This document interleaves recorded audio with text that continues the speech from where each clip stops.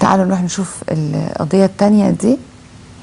وزي ما بقول لكم راجل قروي، ولد قروي جاي وقابله واحد وقال له تعالى اقعد معايا في الأوضة وهأكلك وهشربك وهلبسك. وبعد 4 سنين قرر الشاب الصغير يقتله عشان حسب كلامه زهق من اللي هو بيعمله ده. تعالوا نشوف مع بعض.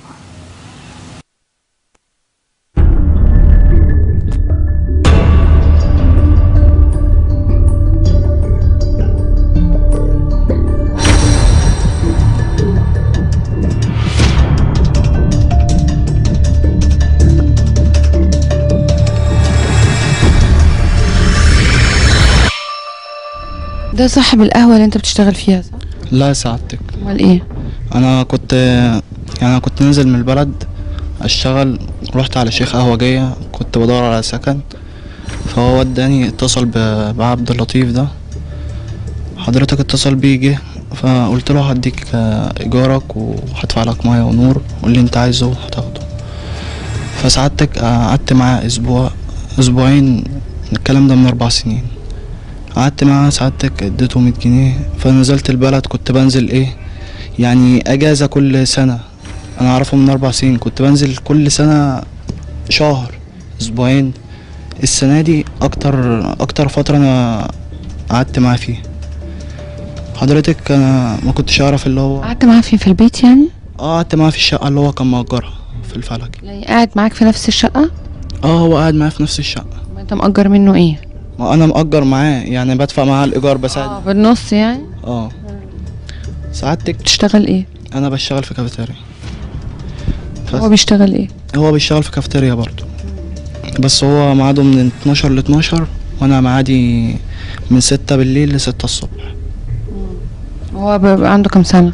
هو عنده حوالي 50 سنة. فسعادتك اول اسبوع في يوم لقيته جايب معاه اكل، وجايب معاه، كان جاي من فرح، جايب معاه خمور. سعادتك انا بشرب سجاير، فما كانش معاه اليوم ده سجاير، فهو جه كلنا.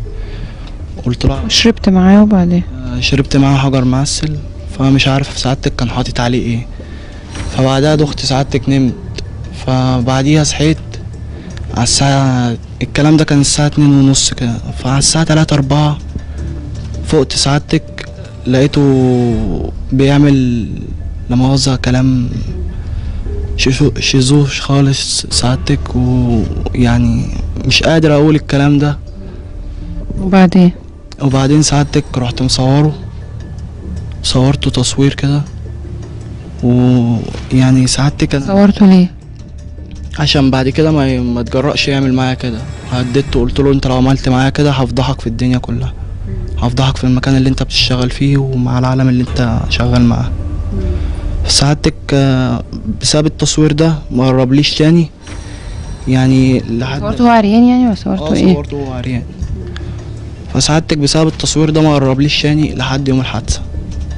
ايه بقى يوم الحادثة حصل ايه؟ يوم الحادثة سعادتك انا قايل له قبليها اللي انا مسحت التصوير، فهو عامل كده بقلب جامد لان انا مسحت التصوير. بس عمل ازاي كده تاني؟ انا ما مسحتش التصوير سعادتك. عمل ازاي كده تاني؟ عمل يعني برضو شربك وبتاع ولا؟ مشربنيش سعادتك، انا كنت اليوم ده كنت مأجز من الشغل، كان عندي اجازة. فسعادتك نزلت على الساعة 8 كده، نزلت اجيب اكل واجيب حاجات واودي هدوم للخياط وكلام من ده. سعادتك جيت على الساعة 12 جبت اكل وكلنا مع بعض ومفيش حاجة. فسعادتك اليوم اللي انا حكيت لك عليه دهوت، انا يوميها حسيت بجد اللي انا هزيت عرش الرحمن، وحسيت اللي انا عملت عمايل بجد، يعني ندمان عليها. ما انت وافقت ساعات؟ انا ما وافقتش سعادتك، انا قمت افتجأت بالكلام ده وزقيته سعادتك وصورت التصوير ده عشان بعد كده ما يعملش معايا كده. لا انا بتكلم على اليوم الاخراني بتاع الحادثة، بتقول انا ندمت. لا، ما انا ندمت اللي انا قتلته، لان ده بصراحة كان يتبلغ فيه، كان يعني سعادتك يتعمل. قتلته ازاي؟ سعادتك هو لا مؤاخذة في الكلمة، هو كان بيعمل عمايل ما تتعملش خالص. انا لفيت حوالين رقبته سلك وشديت، يعني سواء ثانيتين ساعتك ما لقيتهوش، قمت طب وانت ليه ما سبتش الشقه ليه بقى من ساعه ما حصل الموضوع ده ورحت اي حته اي سكن تاني؟ ما انا ما اعرفش حتى في اسكندريه اسكن فيها ساعتك، اللي هو انا ما اشتغلتش اللي هو مش بتقول 4 سنين؟ ما هو 4 سنين ساعتك انا كنت بروح اسبوع وارجع البلد، يعني حاجات بسيطه خالص، ما قعدتش في اسكندريه. يعني هو في ال4 سنين دول او ال5 سنين ما جاش جنبك غير مرتين ساعتك بس؟ ساعتك يوم الحادثه لقيته، انا ساعتك مش قادر اقول الكلام ده قدام الساده المشاهدين عشان بامانه يعني كلام ما ينفعش يتقال. فساعتك انا عملت هو متجوز؟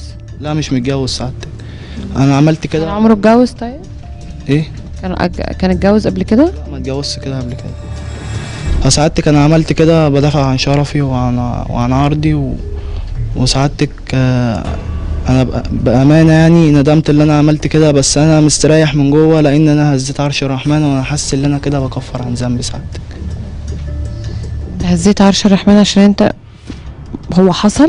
هو حصل سعادتك، بس يعني ايه، انا زقيته وقاومت معاه، ويعني زقيته من فوقيه، وسعادتك يعني انا كنت رافض الكلام ده. فبعد ما حصل انت زعلت فموته؟ انا زعلت، والمره التانية كمان انا قلت له وشتمته، قلت له تاني انت بتكرر الكلام ده تاني سعادتك، وانا فاقد اعصابي وكنت منهار سعادتك، يعني انا ما استحملتش الكلام دوت، فحصل اللي حصل. انا كنت بدافع عن شرفي سعادتك.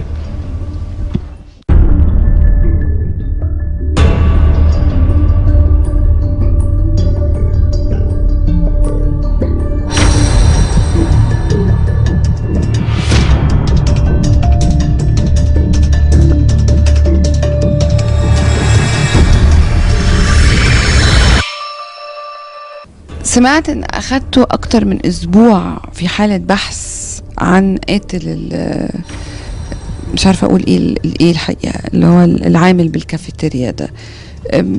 كانت الصعوبة في ايه ولقيتوا الولد ازاي وليه الظاهرة دي بقت منتشرة كده؟ هو حضرتك دلوقتي كان بلغ الاسم اول المنتزه ان في جثة في حالة تعفن داخل شقة لشخص كان المفروض هو المقيم فيها، متغيب بقاله عدم ظهوره، استغرق حوالي 4 أيام تقريبا، ما كانش له ظهور في الحياة بتاعته اليومية. انتقلنا لقينا الجثة دي في حالة تعفن كامل، مش واضح طبعا اذا كان في اصابات او ما فيش اصابات نظرا لانتفاخ الجثة. ابتدت اجراءات البحث من هنا. اجراءات البحث اشارت الى ان هذا الشخص عنده، او اكتشفتوا ازاي ان هو ده؟ من خلال التحريات ان هو عنده شذوذ جنسي. معروف يعني.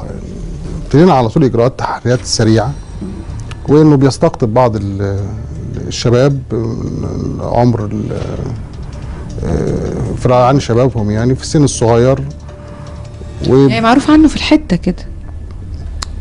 التحريات نفسها مش هو بيبقى حريص غالبا في منطقه سكنه انه ما يظهرش عليه الكلام ده. اصل بقول ان دي حاجه خاصه يعني. فازاي التحريات يعني تثبتها؟ لا، طرق البحث دي حضرتك دي تعتبر حرفيه ومهنيه عمل، ما نقدرش نبيح بيها في كل وقت يعني. ما ينفعش ان احنا نبيح بيها يعني. لكن وصلنا لكده يعني. وبعد ما وصلتوا لده اكتشفتوا ازاي ان هو ده الشاب بالاخص؟ احنا بنبتدي حضرتك بنتعامل مع كل المترددين عليه، لان دي تعتبر سلسله من الاشخاص بيترددوا عليه في ممارسه هذا الشذوذ الجنسي. بالنسبه للمجني عليه كان الشذوذ الجنسي بالنسبه له ده شذوذ جنسي سلبي، واستقطابه للشباب في مقتبل عمرهم. يعني بيختار نوعيات الشباب معينة. بيبقوا ايجابيين. الشباب بيختار هو نوعيه الشباب في مقتبل العمر يعني. وبيبقوا موجب وهو اللي سلبي. هو سلبي، مش في كل الاحوال يعني في القضيه دي هو بيقول انا قتلته عشان ادافع عن شرفي، في حاله ان المجني عليه يعني مش المجني عليه المتوفى سلبي، يبقى الولد كان موافق يعني، قصدي لا هو حضرتك برضه هو بيستغل الشباب على حسب ظروفهم الماديه. اذا كان مثلا شاب، اذا يعني بظروف مثلا الجاني اللي عندنا ان هو اختاروا الشاب ده بيدور على فرصه عمل، لقى فرصه العمل بس ما لقاش مكان الاقامه، ابتدى يستقطب على اساس ان هو يقيم معاه في الشقه وبدأ يظهر. هو كان بيمارس معاه ده حتى لو غصب عنه، ايه اللي وصله انه يقتله بقى في الاخر؟ هو حضرتك فطرة الشاب غالبا ما بتكون سليمة، بتظهر بقى نواياه ان هو بيعصي او ده بيخالف دينه وضميره وانسانيته، صحوة يعني. فبتيجي الصحوة بيحاول يتخلص من اوقعه في شباك هذا الشذوذ، وخاصة ان هو يعني سلوك عفن.